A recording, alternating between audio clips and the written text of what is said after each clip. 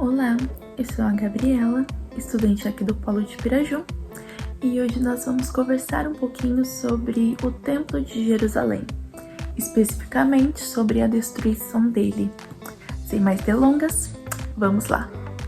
O Templo de Jerusalém, ele foi destruído em 70 d.C. pelas mãos dos romanos, dirigido pelo comandante Tito, em um momento em que os judeus eles estavam fragilizados, passando por fome e pestes.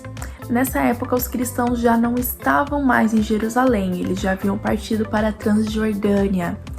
Então, o exército de Roma entra na cidade, invade a cidade, já com o propósito de chegar até o templo e destruir o templo. Eles conseguem isso, tacam fogo em tudo, incendeiam tudo, muitas pessoas morrem, temos uns dados aí de aproximadamente 3.000 mortes, um pouco mais. E então, a única coisa que resta lá é o Muro das Lamentações, que nós temos conhecido até hoje, né? Acabou virando um ponto turístico de Jerusalém, onde pessoas do mundo inteiro vão para lá para orar no muro, né? Fazer suas petições. O próprio nome diz, né? O Muro das Lamentações. Muitas pessoas vão lá e choram. É um ponto turístico conhecido pelo mundo inteiro, o Muro das Lamentações. A única coisa que restou da queda do Templo de Jerusalém. Um historiador da época relata que Tito havia ordenado que não destruíssem o templo. Porém, os soldados romanos, já cansados e revoltados, aliás, a revolta judaica já tinha durado anos, então o ódio estava consumindo eles, né? Não que justifique, mas temos aí isso que havia acontecido. Então, eles foram contra o que Tito havia ordenado de não destruírem o templo, de pouparem o templo. Eles destroem com fogo o templo e, além de tudo isso, eles levam ouro e muito mais embora para Roma. E para os judeus, o templo possui muita importância, até mesmo nos dias de hoje, pois eles aguardam a reconstrução do templo. Bem diferente do que os cristãos acreditam de que Jesus, em sua morte, antes mesmo de ressuscitar, teria rasgado o véu. Então a presença de Deus teria se espalhado para que todos tenham acesso. Não, os judeus acreditam que a presença de Deus estava lá no templo, no Santo dos Santos. Então é no templo que eles iriam oferecer o sacrifício deles, e também atrás das suas festividades, como por exemplo a Páscoa, muito comemorada até mesmo nos dias de hoje em Jerusalém, assim como foi colocado por Deus lá em Êxodo. Além também do aspecto religioso, é muito importante para a política. Além do mais, os sacerdotes tinham grande influência na política da cidade, né? E além de ser também um lugar onde as tribos se reuniam. Sabemos que temos 12 tribos de Israel e Deus deu uma terra para cada uma dessas tribos. Porém, era no templo onde eles se reuniam, né, para formar suas alianças, fazer os seus sacrifícios, né? Todos iam de cada um dos seus cantos da terra para fazer os sacrifícios ali no templo, né? E também a economia da cidade. Muita importância para a economia da cidade. Além do mais, como no templo eles faziam os seus sacrifícios, para fazer sacrifício era necessário os animais. Então isso gerava emprego para os comerciantes de animais. Isso gerava emprego na cidade, para aqueles que precisavam fazer o seu sacrifício irem comprar o seu cordeiro sem manchas, sem defeito, não é mesmo? Além disso, também movimentava com os dízimos e as ofertas para as manutenções do templo. Temos hoje o Monte do Templo, que foi construído logo após a destruição dele, né? Algum tempinho após. E o povo não está de bem, digamos assim, sobre quem está no comando dessas terras. Assim, muitas guerras, você estudando ou não sobre o assunto já deve ter visto nas mídias, principalmente os islâmicos com os judeus. Mas essa briga não é uma briga de hoje, essa briga já é uma briga dos tempos lá atrás, desde Gênesis. Começou com quem? Com Abraão. Abraão era um homem qual não tinha filhos, não tinha descendência, mas Deus tinha uma promessa sobre a vida dele, que ele teria um filho. Porque isso seria uma promessa, isso não é algo normal do ser humano? É sim, mas sua mulher Sara era estéril, então não podia ter filho. Então Deus fez uma promessa, olha, ela é estéril, mas ela vai sim ter um filho.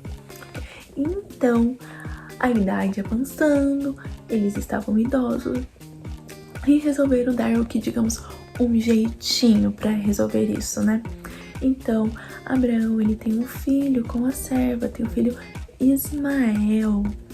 Porém, não era sobre Ismael que Deus estava falando na sua promessa. Isso o que os cristãos acreditam.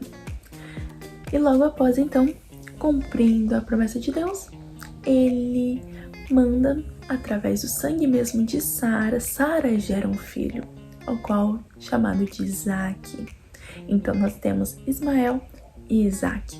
Os islâmicos acreditam nos dias de hoje que Ismael seja o filho da promessa, enquanto os cristãos acreditam que na verdade o filho da promessa é Isaac, o qual gera uma briga pelas terras, pois Jerusalém foi uma terra abençoada e prometida para a geração de Abraão. E nós sabemos que a bênção sempre é do filho mais velho, né? Ismael era o filho primogênito, então, porém a promessa estava sobre Isaac. Então, é o que nós vemos, um erro lá atrás, algo gerado lá atrás, que traz essa briga até os dias de hoje. Mas falando um pouquinho sobre o lugar da construção do templo mesmo, não a terra de Jerusalém em geral, o lugar da construção do templo, é claro que há muitas brigas pelo local.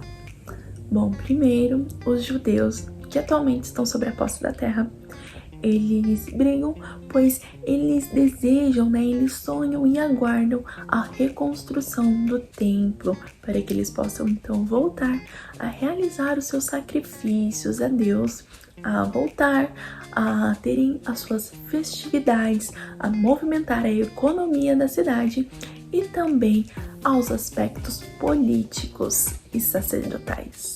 Nessa briga sobre o território do templo entra também mais uma vez os islâmicos, pois eles acreditam que no local onde atualmente está o Domo da Roda é o local onde o profeta deles ascende aos céus.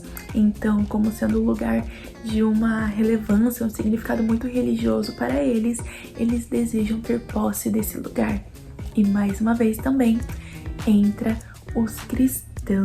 Os cristãos já com uma forma um tanto quanto menor nessa briga aí, né? É mais os islâmicos com os judeus mesmo.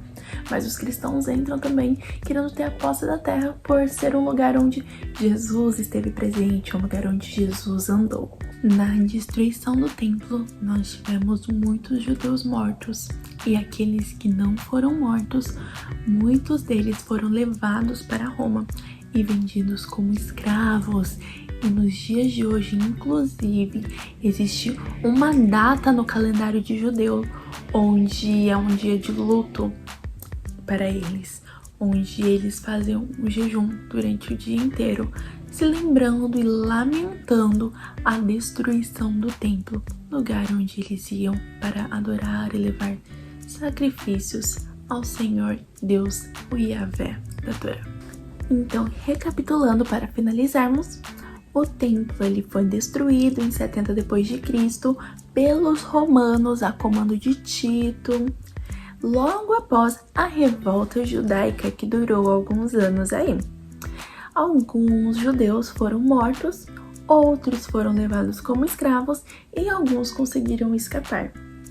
Bom, o templo, então, sendo destruído, ficou uma parte dele em pé, que é o Muro das Lamentações, hoje conhecido mundialmente como um ponto turístico e um lugar onde as pessoas vão para fazer suas petições e suas orações aos pés do muro. O Templo de Jerusalém, ele tinha um significado muito importante, tem até os dias de hoje para os povos judeus, com relevância religiosa, política e econômica, o que movimentava a economia da cidade na época através da venda dos sacrifícios, a venda de animais principalmente. Também não podemos nos esquecer que no lugar onde antigamente era o templo, temos algo lá nos dias de hoje.